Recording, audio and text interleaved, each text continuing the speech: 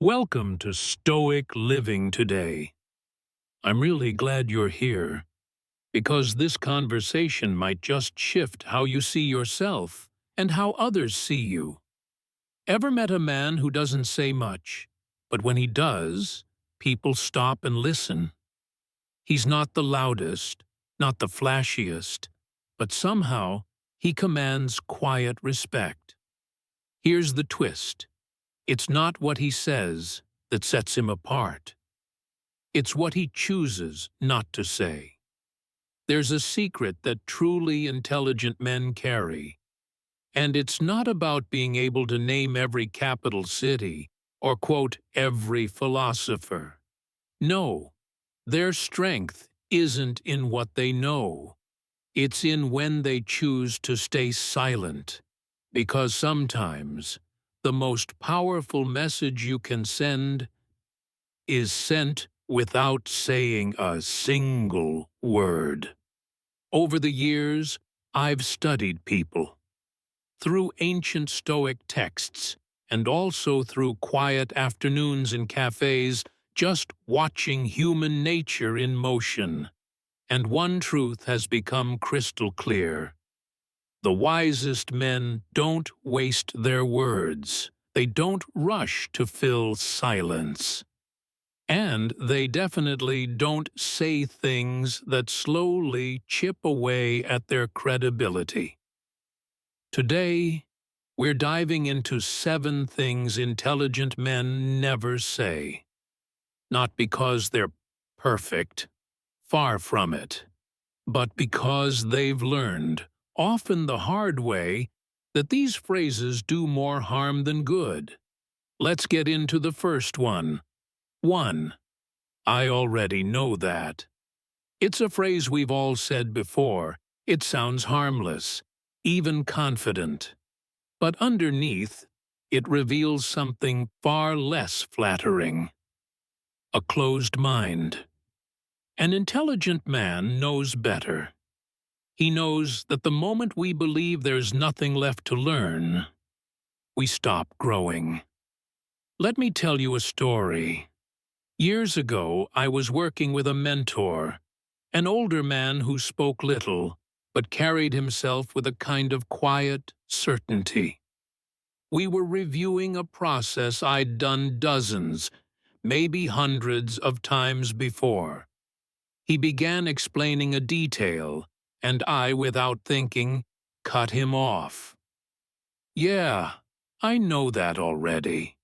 He paused, looked at me, not angry, not condescending, just steady. Then he moved on. It wasn't until later that night it hit me. I hadn't just interrupted him. I'd robbed myself of a lesson he saw that I couldn't. See, his years had taught him things that weren't in any manual. Things I hadn't lived long enough to understand. When we say, I already know that, what we're really saying is, I have nothing left to learn. That's not intelligence. That's ego, dressed up like confidence. The Stoics had something to say about that. Marcus Aurelius warned, you cannot learn anything when you think you already know everything. What he meant was this. Ego, the need to appear smart, becomes the very thing that blocks our growth. It tricks us into thinking we're on solid ground when we're actually standing on pride. Real intelligence isn't a trophy you win and shelf. It's a river, always moving. Step into it twice, and the water's never the same. I once watched an old carpenter listen as a young apprentice explained a technique the old man had probably mastered 30 years ago. He didn't interrupt. He nodded, asked questions, even thanked the kid. Later I asked him, why didn't you just say you already knew that? He smiled and said, because Sometimes you learn something new by hearing how someone else sees it. That's wisdom, the kind that doesn't need to announce itself. So the next time you think, "I've heard this before," take a breath. Listen anyway, not to humor the speaker, but because you might catch a nuance, a different angle. And even if you don't, you're still practicing humility. You're showing respect. And in the long run, that's what makes people respect you. In Stoicism, we call that mastery of the self, the ability to set aside pride in favor of clarity, the strength to remain a student. And that's the kind of intelligence that never goes out of style. 2. That's impossible. Several years ago, I worked with a man named Robert. Smart, sharp, a leader who carried the weight of the company on his back without breaking a sweat. But he had one habit. Whenever someone proposed something bold, entering a new market, changing an outdated system, approaching a tough client, his reflex response was always the same. That's impossible. At first it sounded responsible, logical. Why waste time on pipe dreams, right? But over time, something became clear. Every time he said, "That's impossible," he wasn't describing reality. He was describing himself, his fears, his limitations, his doubts, disguised as realism. The Stoics knew this pattern well. Seneca once wrote, "We suffer more in imagination than in reality." That was Robert, fighting ghosts in his own mind, not analyzing a situation, but projecting his fear of failure onto it. Fear of being wrong, fear of the unknown, fear of trying and coming up short. And worst of all, that fear wore a mask: logic, caution, maturity. But underneath, it kept him small. Stoic wisdom tears that mask off. It reminds us, the obstacle is not the problem. Our perception of the obstacle is what defeats us. I saw this firsthand. Years after working with Robert, I was assigned to a project. Small budget, impossible deadline, inexperienced team. Everything in me said, "This can't be done." But instead of saying, "That's impossible," I asked, "What can I do today? What's the next small step?" That project, one of the most successful I've ever worked on. Not because we performed miracles, but because we refused to be paralyzed by the size of the mountain. Marcus Aurelius said, "You have power over your mind, not outside events." And that changed everything. Smart men don't see impossible as a wall. They see it as a challenge. They know that strength isn't built by always winning. It's built by showing up again and again, especially when it's hard. That's stoic courage, not reckless hope, but calm, consistent effort. 3. It's not my fault. When my friend Michael lost a major client, his reaction was almost instant. "It wasn't my fault," he said. "The client was difficult. The market was shifting. His team had missed deadlines." All of that, true, to a degree. But while Michael was focused on explaining why he wasn't to blame, something far more valuable slipped through his fingers: the chance to grow. He stayed stuck, repeating the same patterns because in his mind, the problem was always someone else's to fix. What he didn't see was this. By refusing to claim even a sliver of responsibility, he unknowingly gave up the one thing that could have changed the outcome: control over himself. The Stoics warned us about this. They taught us to focus only on what's within our control and let the rest go. Epictetus put it simply, "It's not what happens to you, but how you react to it that matters." And there it is. The moment we say, "That's not my fault," we put the power to change things in someone else's hands.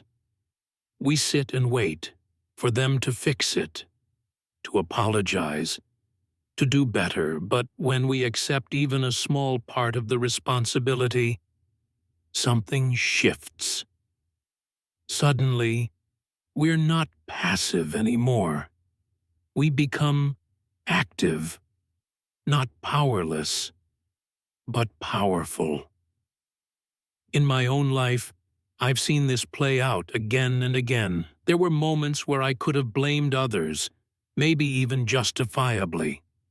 But when I chose to own my piece, even if it was just poor communication or lack of preparation, I noticed something remarkable.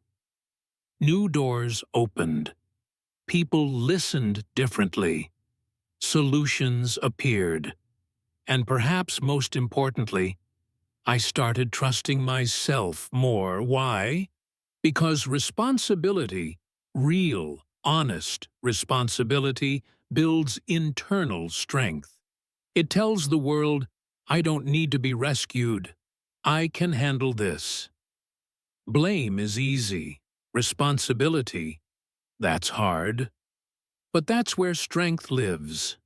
The Stoics remind us, we are not here to avoid difficulty.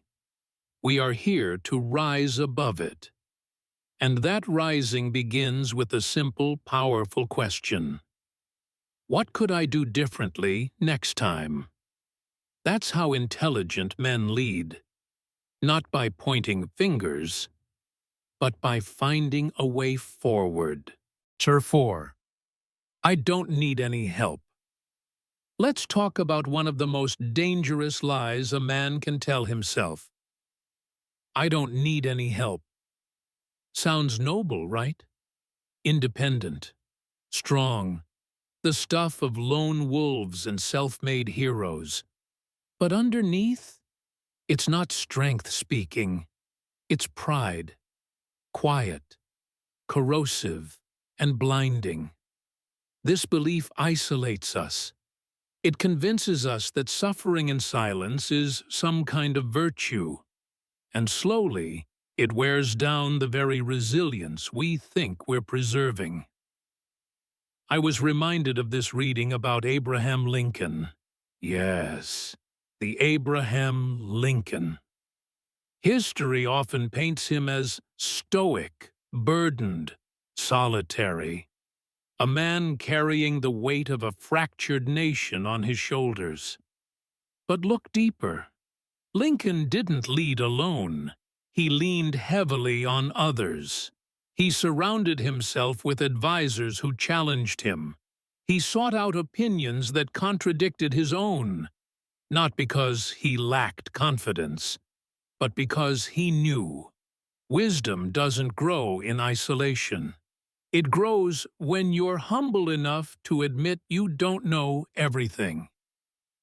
During the chaos of the Civil War, Lincoln famously met with General McClellan despite their sharp disagreements, not to assert dominance, but to gain perspective. And he didn't stop there. He spent hours with his cabinet, men who often disagreed with him. They were dubbed the team of rivals. Why? Because Lincoln valued different perspectives, even when they clashed with his own. That's not weakness. That's humility-fueled strength. The Stoics echoed this too. Marcus Aurelius, arguably the most powerful man of his time, openly acknowledged his mentors, teachers, and friends in Meditations. He credited their wisdom for shaping his own. If a Roman emperor didn't pretend to know it all, why should we? But many of us still do. We think asking for help is admitting failure, that needing support makes us somehow less. And that's a trap, a lonely, exhausting trap, because when we refuse to ask for help, we shut people out. We rob them of the chance to contribute. We deny the connection that strengthens both sides. I know. I've lived it. For years I carried it all. Work, family, pressure. Trying to live up to the image of a strong man who never cracks. But all that did was drain me. The turning point came when I finally said to someone I trusted, "I can't do this alone." And what I got wasn't judgment. It was support, understanding, and relief. That tiny act of humility, it gave me the clarity and energy I hadn't felt in years. Real strength isn't about how long you can carry it alone. It's about knowing when to reach out and when to take the hand being offered. The Stoics remind us we were not made to be islands. We were made to help and be helped. And when we fight that, we're not proving strength. We're denying ourselves one of life's greatest truths. We are stronger together. So the next time your instinct is to say, "I've got this. I don't need anyone," pause and ask yourself, is that strength speaking or pride in disguise? And remember Lincoln, a man strong enough to ask for help, wise enough to listen, and humble enough to lead with others beside him. 5. I'm too old for that. Another quiet lie we tell ourselves, soft, subtle, and often disguised as humor or being realistic. I'm too old for that. But make no mistake, beneath those 5 words is something dangerous. A slow surrender. A belief that our best days are already behind us. But intelligent men know the truth. This isn't just limiting. It's toxic. It tells us to close doors that still have light behind them, to walk away from dreams we're still capable of chasing. I once read about a man named Harry Bernstein. At 93 years old, after a full life working and raising a family, he wrote his first book. It was called The Invisible Wall, a memoir of his childhood in an English mill town divided by religion and prejudice. Publishers rejected it, over and over. But Harry persisted. At age 96, it finally hit the shelves. It went on to global success, translated into multiple languages, changing lives.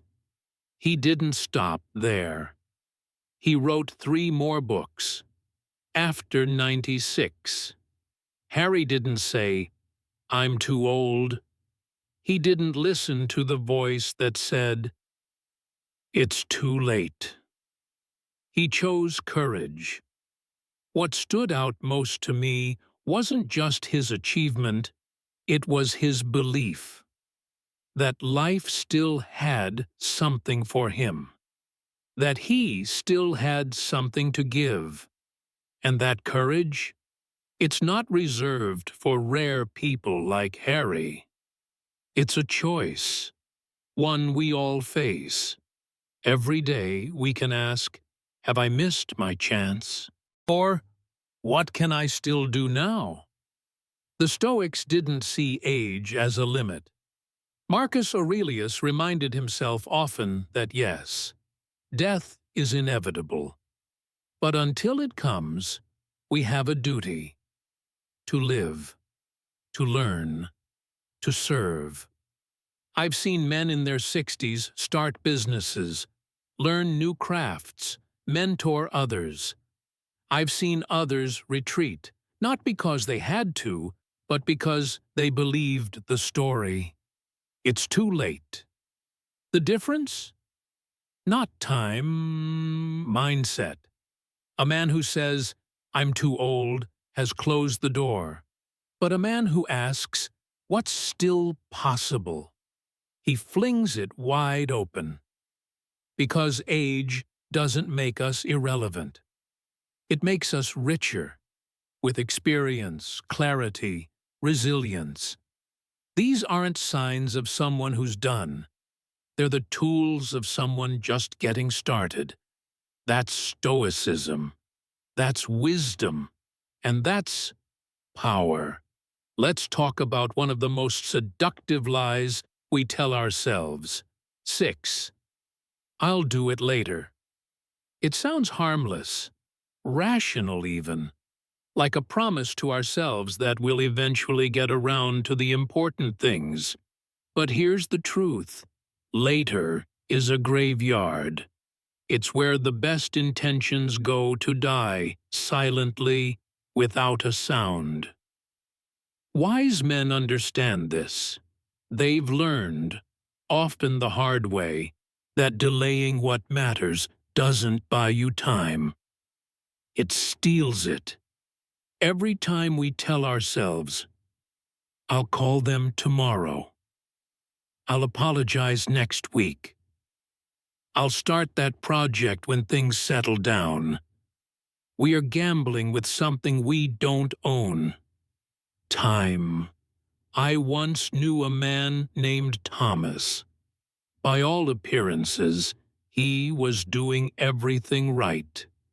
Successful business, beautiful family, respected in his community. But he was always busy. Always too busy. He kept telling himself he'd spend more time with his aging father.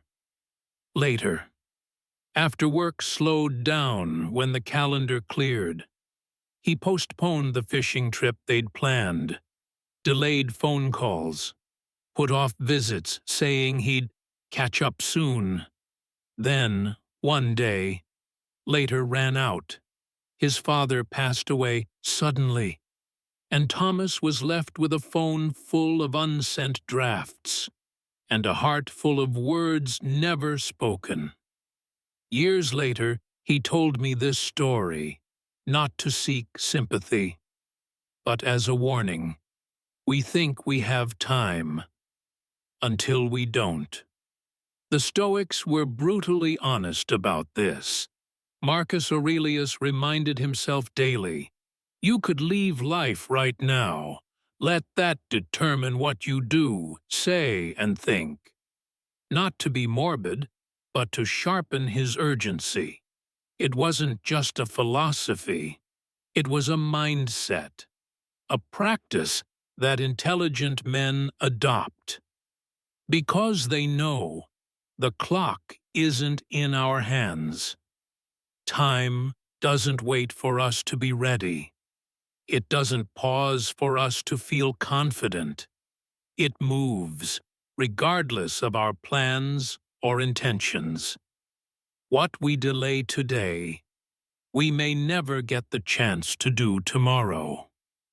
That's why wise men act.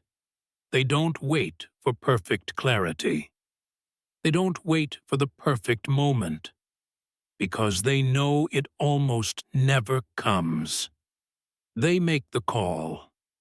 They write the letter. They mend the relationship. They begin the thing that scares them. I've lived this lesson too. There were conversations I avoided because I feared the discomfort. Letters I never wrote because I thought there'd be plenty of time. But when I finally acted, really acted, a weight lifted, clarity came, and regret loosened its grip. Because in the end, it's not our intentions that shape our lives. It's our actions. The Stoics teach us to live now, not impulsively, but with purpose, with urgency. Later is a sweet-sounding illusion that comforts us until it's too late. But the man who acts today, who refuses to leave the important things undone, he lives without regret. And that is wisdom in motion. 7. That's just how I am. Another quiet lie, one that pretends to be self-awareness, but is really a quiet surrender. That's just how I am. It sounds final, like the closing line in a story, but what it really signals is this: a decision to stop growing. Intelligent men avoid this mindset because they understand a truth most ignore. We are not fixed. We are not trapped by our old habits, identities, or past selves. Who we are is shaped by what we choose to do, again and again. I've seen it so many times. A man loses his temper repeatedly, then shrugs and says, "That's just how I am." Another avoids vulnerability and says, "I've always been this way." These aren't facts. They're excuses. Excuses that allow fear and resistance to masquerade as identity. But deep down, what they reveal is a fear of discomfort, a resistance to change, a refusal to believe that we can be more than what we've been. The Stoics tackled this head-on.